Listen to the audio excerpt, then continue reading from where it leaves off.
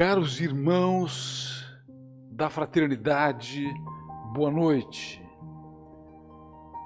Nesta noite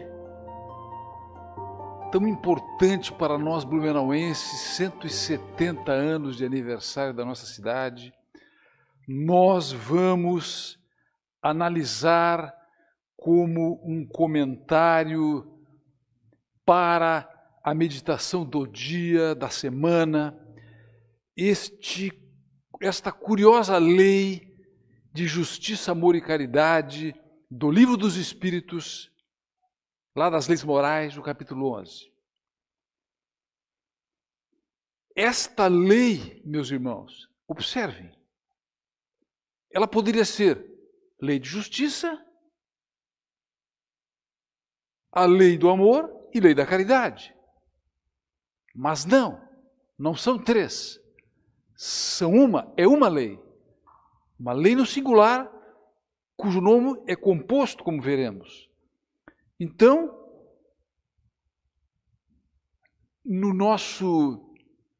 nossa missão nesta noite será explicar o que é a justiça na visão do Espiritismo, o que é o amor na visão do Espiritismo, o que é a caridade na visão do Espiritismo e por que estas três estão interrelacionadas numa só lei. Então nós vamos falar um pouquinho de cada uma e no final a gente abraça tudo para a compreensão melhor, meus irmãos. Então, comecemos pela pergunta 648 do Livro dos Espíritos. Allan Kardec pergunta ao Espírito de Verdade esta pergunta: que pensais da divisão da lei natural em 10 partes, compreendendo as leis e aí a lista das 10 leis, e observem a última lei, a lei número 10, lei moral, lei natural, lei divina, não é, meus irmãos? Justiça, amor e caridade, uma única lei. Vejamos a resposta do Espírito de Verdade para que a gente possa entrar no espírito dela. Responde o Espírito de Verdade, o instrutor codificador da doutrina espírita. Podeis adotá-la sem que, por isso, tenha qualquer coisa de absoluta. E ele diz, a última lei é a mais importante por ser a que faculta o homem adiantar-se mais na vida espiritual, visto que resume todas as outras.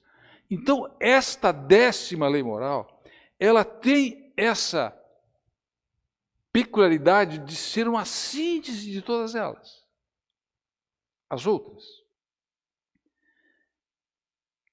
Então, lei de justiça, amor e caridade.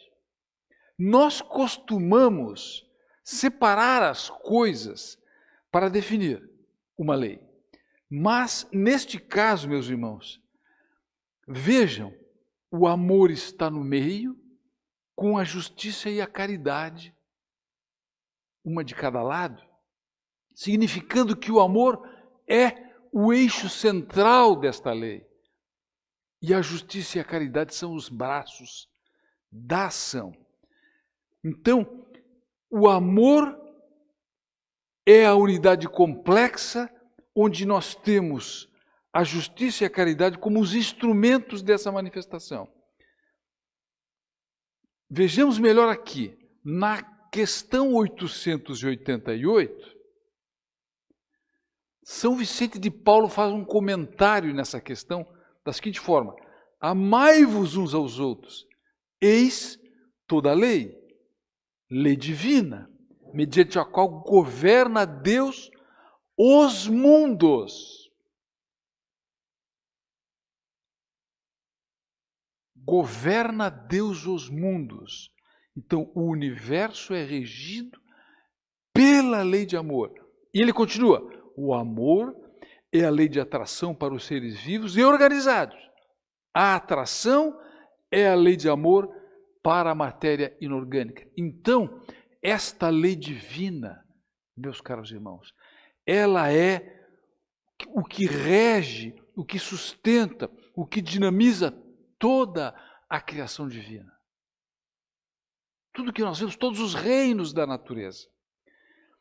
Então, sendo a justiça e a caridade como se fossem os braços desse eixo central que é o amor divino. Jesus já sabia disso. Vejam como ele responde à pergunta do fariseu. Quando aquele lhe diz: mestre, qual o mandamento maior da lei?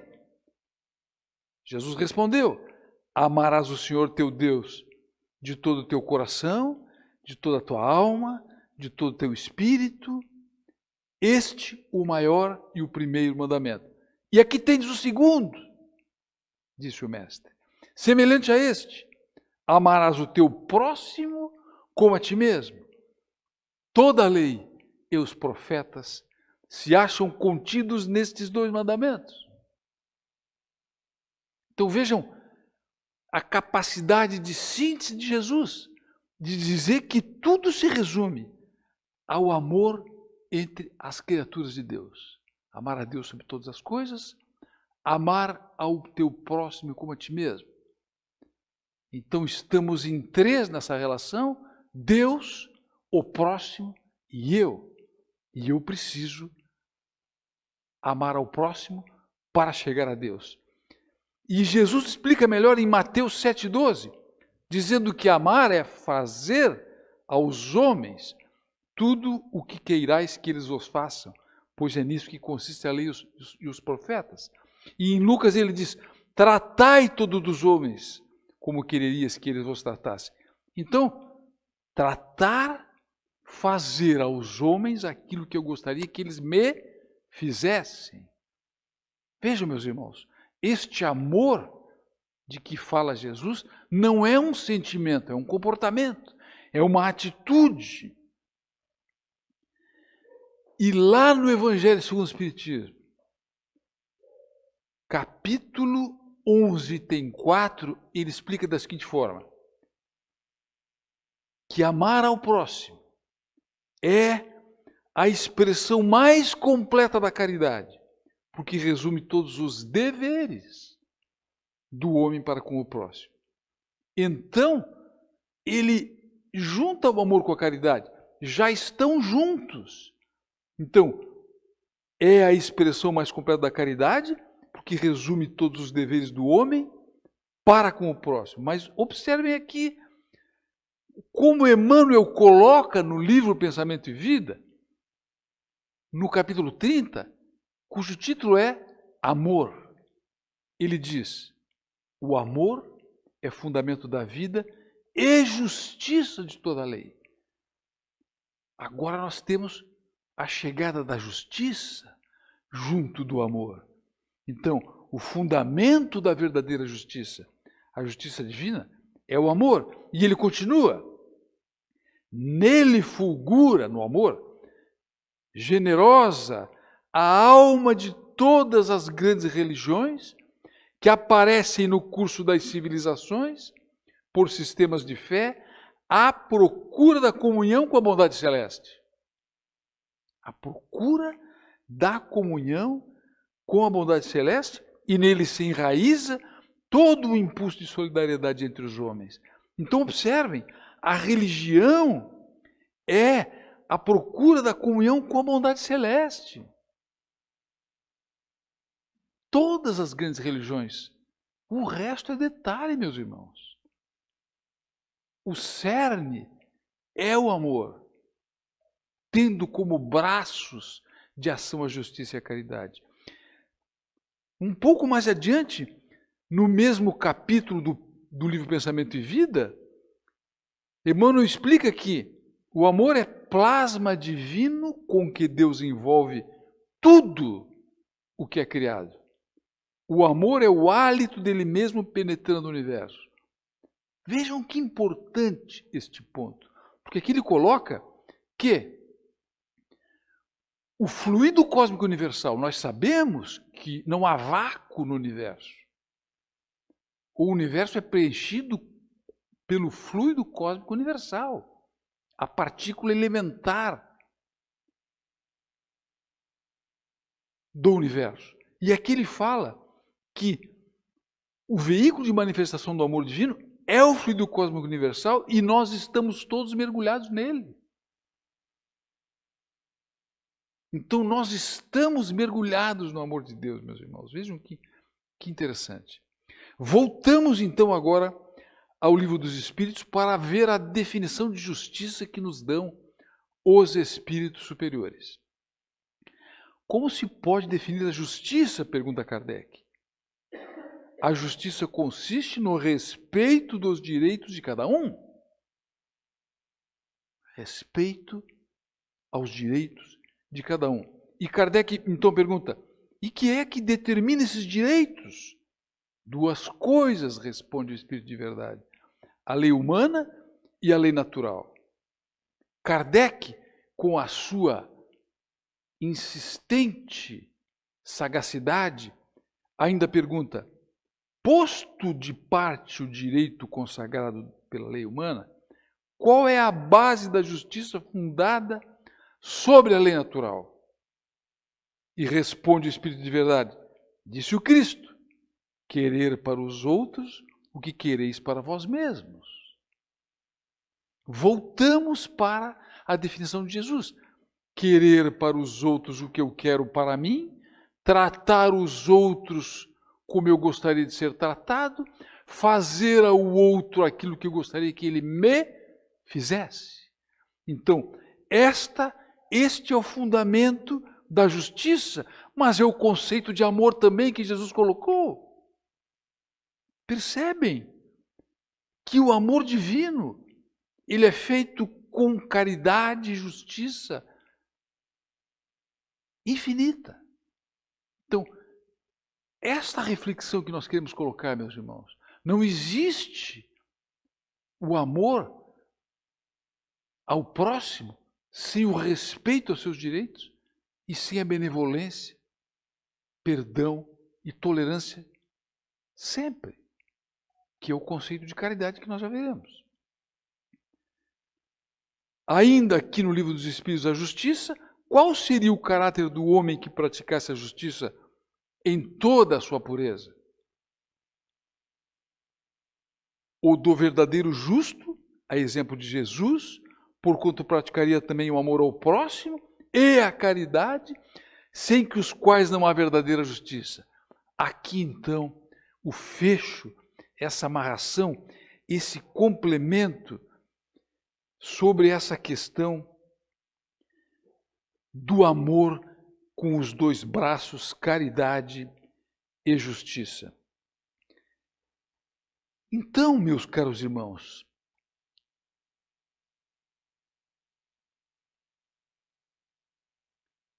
o filósofo Immanuel Kant propõe um conceito interessante para definir o que é justo. Então, se eu tenho alguma dúvida sobre se uma coisa é justa, o que propôs Kant? Faça a seguinte pergunta para você. Se todas as pessoas do universo, do planeta, fizessem o que eu estou fazendo, isso seria bom ou ruim? Simples, uma pergunta simples. Vamos dar um exemplo. Eu vou furar a sinaleira vermelha.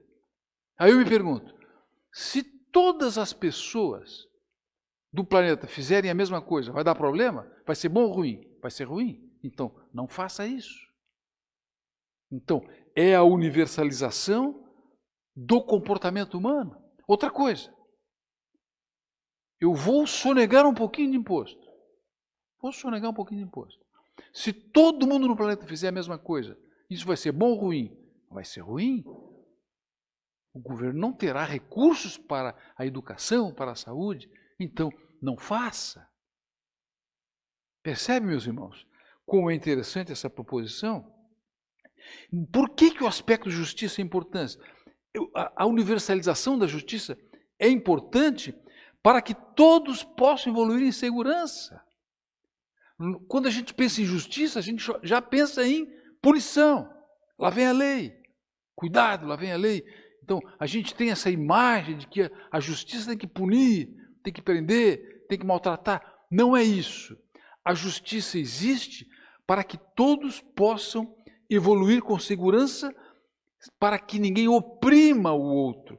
É por isso. Mas então, você pode perguntar, então eu posso ser feliz? Claro que pode. Mas não pode construir a sua felicidade sobre as lágrimas do outro. Então a justiça tem 3 pernas.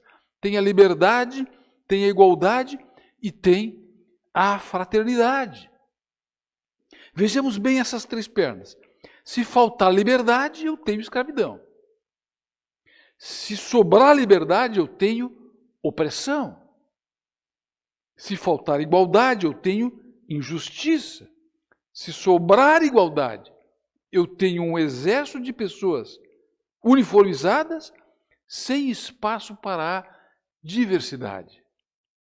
Se faltar fraternidade, meus irmãos, eu tenho esse mundo egoísta que nós conhecemos muito bem. E se sobrar fraternidade, eu não tenho espaço para o esforço e o crescimento individual. Então percebam, há um equilíbrio sutil em tudo isso que nós precisamos buscar.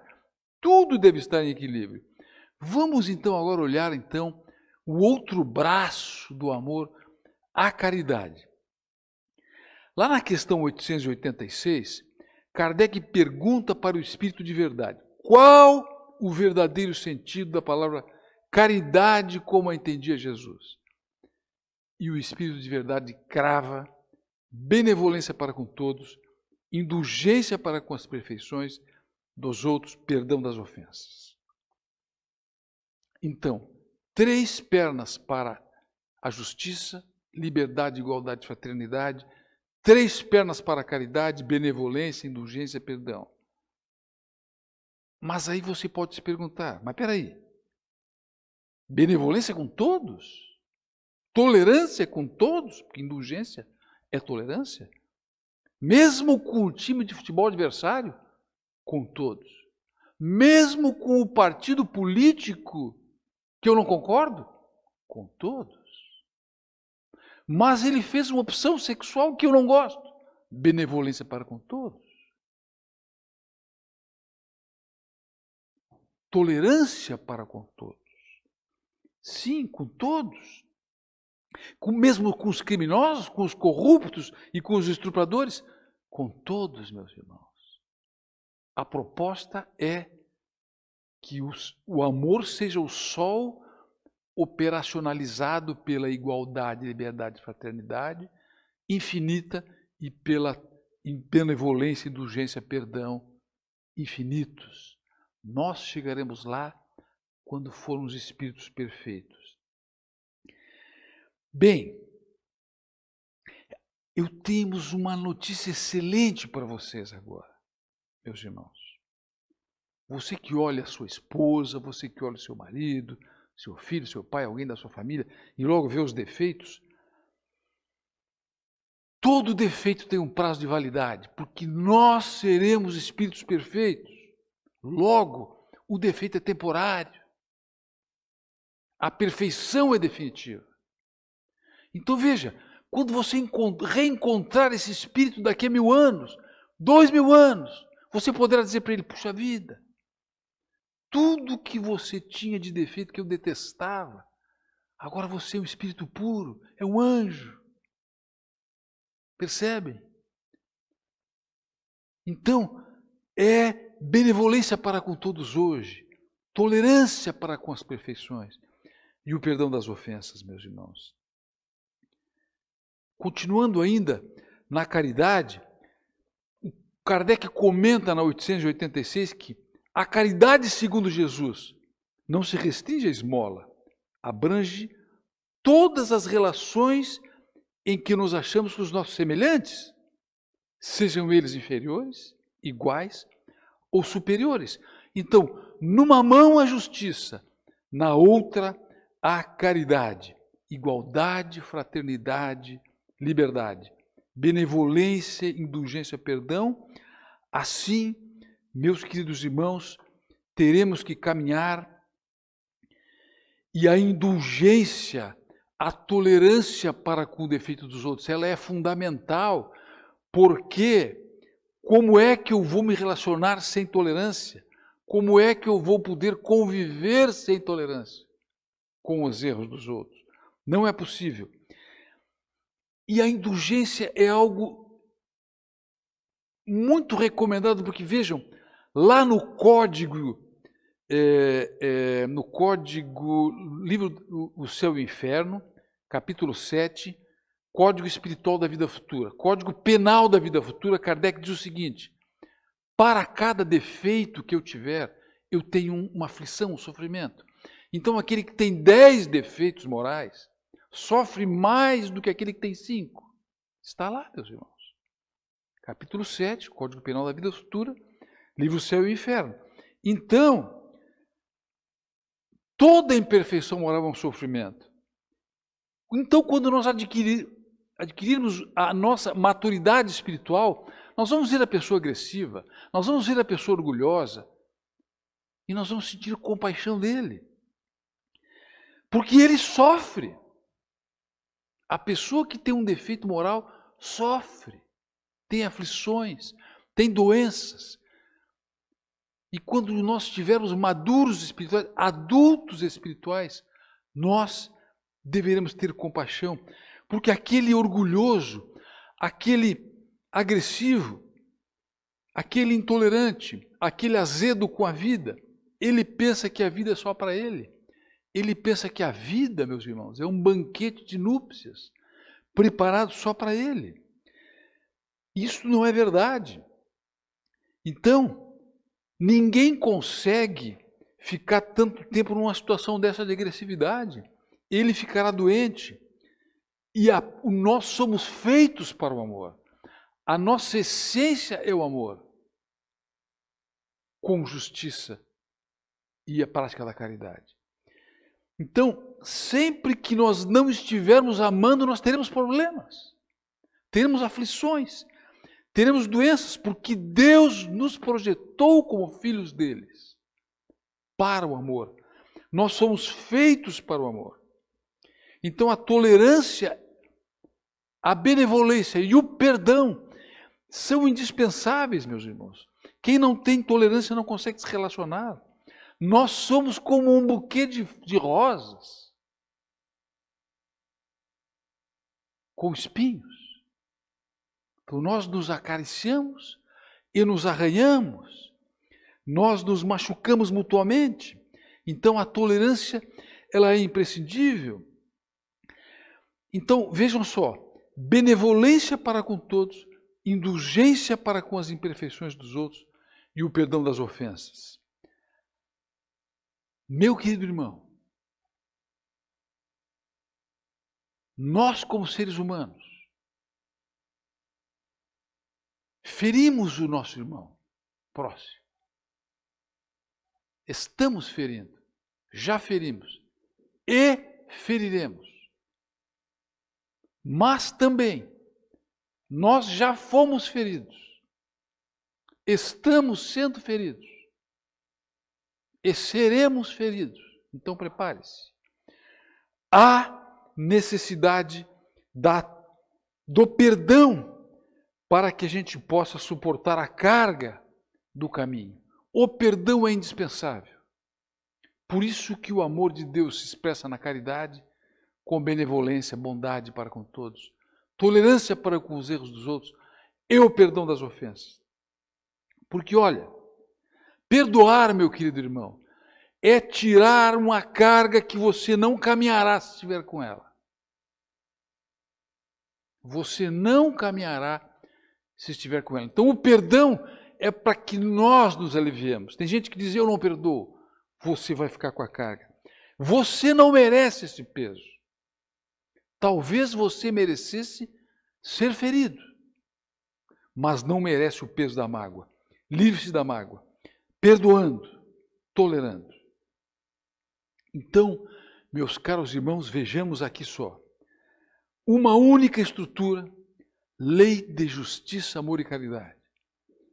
Uma única estrutura, a justiça com igualdade, liberdade e fraternidade O amor que é a força que sustenta o universo, o centro, o sol da vida. Fazer ao outro aquilo que eu gostaria que ele me fizesse.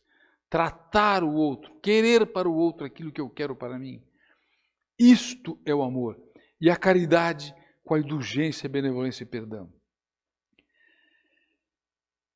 Esta é a essência, meus irmãos. Nós precisamos praticar, então, e meditar sobre essa lei. A justiça humana é muito falha.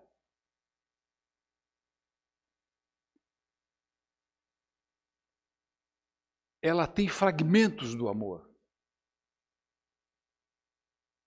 Raramente nós vemos as pessoas que estão numa penitenciária se regenerarem. É difícil. Porque a justiça humana ainda é muito falha. Mas a justiça divina coloca o teu inimigo no teu útero. Nascem juntos, no mesmo lar, para que haja reconciliação. Isso é justiça divina. Aproxima os adversários para que se reconciliem. Então, o amor de Deus, ele é um sol e ele é tão perfeito, tão imenso, meus irmãos, quando a gente medita sobre essas questões, que chega a nos constranger. É constrangedor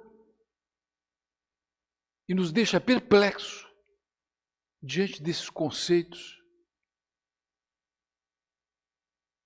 que nós somos convidados a praticar por essa doutrina consoladora e esclarecedora que é o Espiritismo. Então, meus irmãos, indo para o encerramento, este belo texto de Emmanuel, Deus em nós. A gente fala Deus no universo, no cosmos.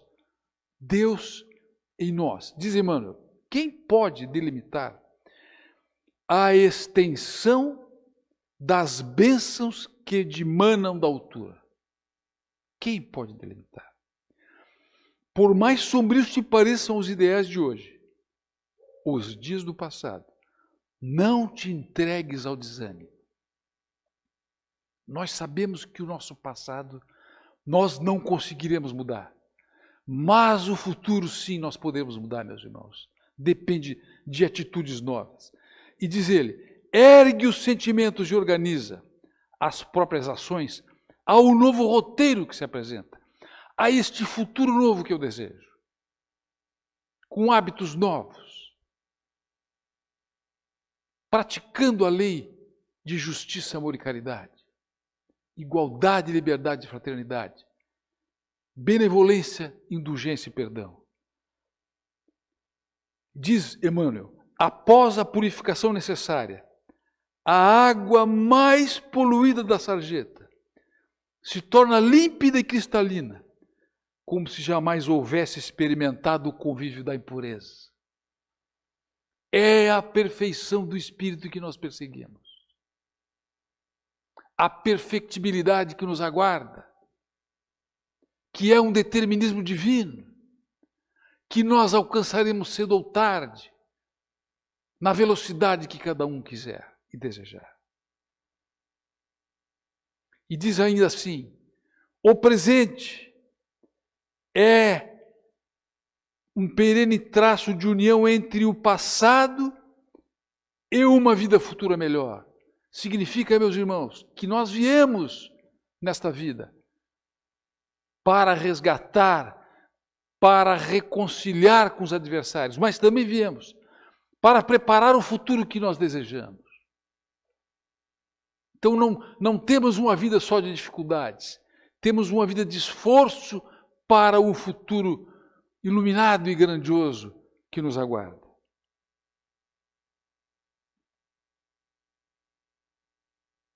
E diz assim, plasma em ti mesmo as forças reconstrutivas de tuas novas resoluções.